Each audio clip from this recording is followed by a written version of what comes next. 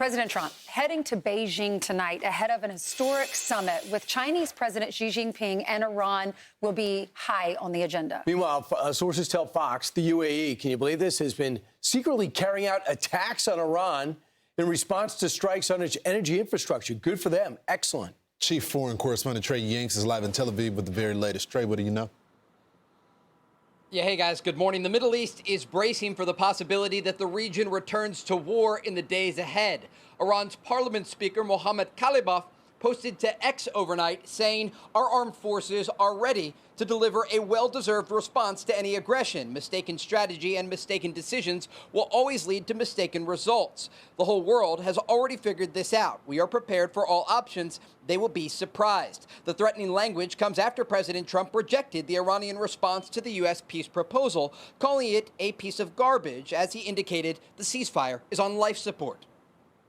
It's unbelievably weak, I would say. I would call it the weakest right now. After reading that piece of garbage they sent us, I didn't even finish reading it. They said, I'm not going to waste my time reading it. I would say it's one of the weakest right now. It's on life support. Do you believe a diplomatic solution is possible with Iran, or do you only have military options now? No, I think it's very possible.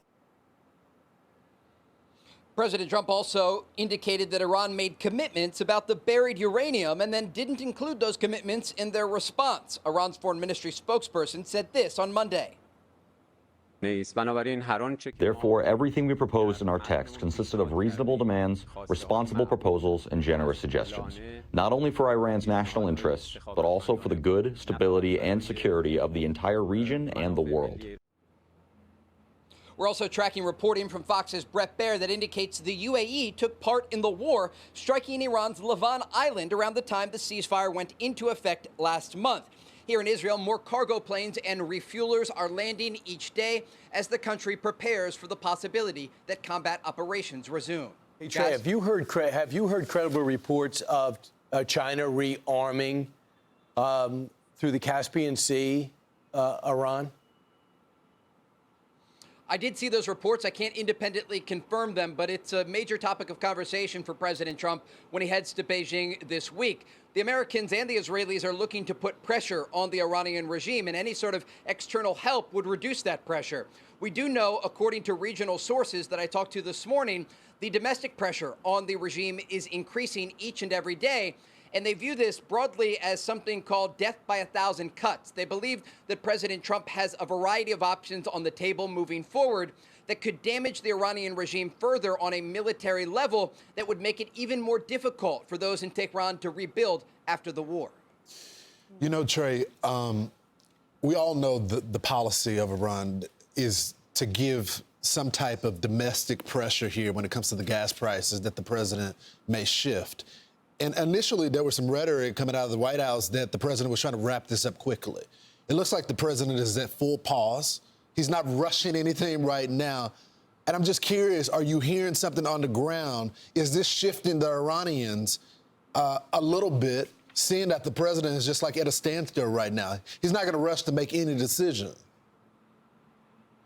It's a great question. One regional source that I talked to this morning indicated the Iranians still believe that the United States needs a deal more than they do. And that simply isn't the case. The president has been incredibly patient throughout this entire process, giving the Iranians an olive branch, an off-ramp in this conflict to make a good faith deal, give up their highly enriched uranium, and ensure that they'll never have a nuclear weapon. So far, they've not taken these negotiations very seriously, and they're continuing attacks against Gulf countries and threatening U.S. forces across the region, as we heard from Khalibaf, the parliament speaker inside of Iran. And so, again, President Trump has a variety of options on the table if he does decide to resume military strikes against the country of Iran.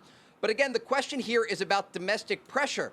And when we see what Iran is facing, just given the naval blockade of Iranian ports that remains in place, that alone is putting so much domestic pressure on the Iranian regime that I'm told there are new fractures within the leadership structure of Iran, those who are pushing the regime to get any sort of deal possible, while you have some of these hardliners within the IRGC who are preparing for the possibility that the war resumes. All right, Trey, thank you so much.